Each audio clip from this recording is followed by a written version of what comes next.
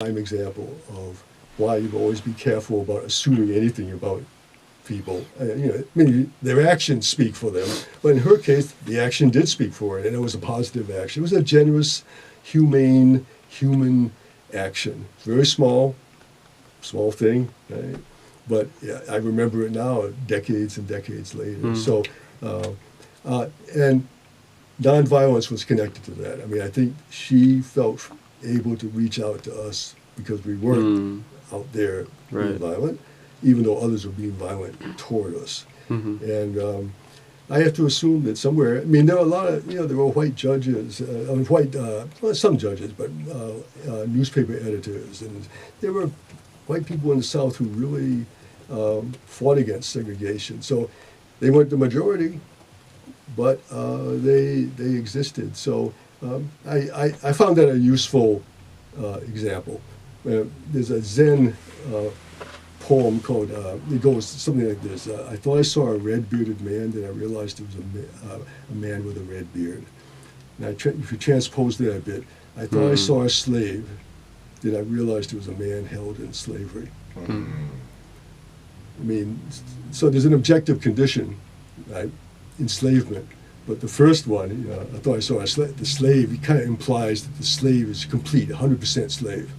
Whereas a man held in slavery tells you that what's going on in his soul, in his mind, is not given by the objective conditions in which he lives at that moment. So I try to keep that in mind. Yeah, it's great. You brought up a lot of just points that I just wrote down here. The idea of redemptiveness, right, of nonviolence, and we talk about this in the trainings that I lead and in Kingdom Nonviolence in general. But the redemptive value of suffering, putting yourself in a position where you are accepting the violence coming from somewhere else because it's a part of a campaign or a goal to reach a common good. And in doing that, it creating this sense of righteousness within yourself of, I know I'm doing what is right and I'm accepting the suffering to achieve this goal. But also, it's funny because you said, dare I say, spiritual. And it's true. I had this conversation with someone, actually, one of the things that came out of the Selma trip also was creating this network of food justice, and holistic people on the trip. So when we went there, we went to this place first day called Eat South, which is a permaculture farm in Montgomery that's run by these people. Fantastic work they do, really acknowledging the historic context and the oppression that exists while doing permaculture farming in Montgomery. We went there first to look at their planter beds, to come down to Selma to build ones that we thought would work for their food justice and permaculture co-op project that they have going on down there. When I called the shuttle service to get a ride from Birmingham to Selma, the woman who I spoke to just happened to have just bought a 10-acre property of land that wanted to focus on developing organic, holistic medicines on the property. So from that trip, we connected Birmingham, Montgomery, and Selma together around this idea of holistic, organic food cultivation and all that kind of stuff. But while we were sitting there talking to the woman from Birmingham about her practices in holistic remedies and yoga and everything, she's found it really difficult to communicate the idea of chi or energy to the people in the South because they think it's a bunch of woo-woo hippie stuff. But as soon as she talks about the love and energy from God into yoga and messaging from God as opposed to messaging from chi or the universe, people automatically shift into being more open to acknowledging it. And you take the complete switch of that here on the West Coast, where if you say we're doing yoga to accept the message from God, most people will be like, oh, no yoga for me, thank you very much. But as soon as you say we're accepting messages from the universe and absorbing the chi and positive energy, then there's that shift. So people use the terms in different ways, but I feel, and I just want to make that emphasis for the listeners, is don't automatically cringe when someone mentions something about spirituality, because there's a lot of possibility that you and they are talking about the same thing, just with different words, which is important. And this concept of violence and perpetrating violence against other people in it hurts the people that are perpetrating the violence, right? It's like it's hurting their soul Right. to be being violent towards other people. And there's a great anecdote that Dr. Lafayette told me about a march in Selma where they were marching to a church and they were being followed by this group of angry white counter-protesters, like saying and spitting on him and everything. And he just struck up a conversation with the guy at the front of the line because he was at the back of the line. And he noticed he was wearing a hot rods mechanic outfit. And so he just opened up the conversation about hot rods. And they spoke about hot rods the entire way until the white counter-protester didn't realize that he had left his group of counter-protesters and followed them to the church having the conversation about hot rods. And Dr. Lafayette said he never saw him at another counter-protest again. So it's this idea of exposure, communication, relationship building between people that can alleviate these conflicts that we see. Wow. Excellent. Yeah. And, you know, whether it's Buddhism, Yeah. Christianity, Catholicism, Yeah, it all taps into the same source, Yep. taps into the same spirit. And what I really felt was that, you know, it's like these aren't always matters of the mind. I think they're matters of the heart. And then the heart gives you the passion or the energy, and the mind makes those things come true. And so I guess I wanted to ask about, you know, like the importance of imagination, because when we're organizing, it's, you know, it's a constant state of being present and addressing the practical issues that are on the ground right now. But sometimes it's hard to, you know, find space and time for yourself to, or amongst other people, to imagine the future. So like, I was wondering, did you notice any specific practices that were used to really like strategize and imagine the future that was being created? Well, here I would use another word, which is ethics or ethical. And it goes back to what we were talking about earlier, which is doing the right thing. There's another slogan, what is it? Do no harm, do as much good as possible. That's Schopenhauer, I think.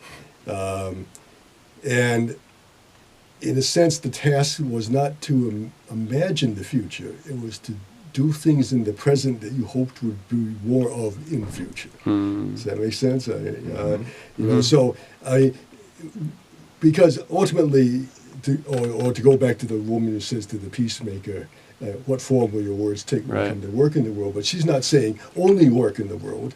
I mean, he had a vision. Yeah. She had a practical response to it. And he had a practical response to that question, by the way, about what form the words would take. He said we should be like the longhouse, because the Haudenosaunee lived in longhouses, separate compartments in the longhouse for each different family.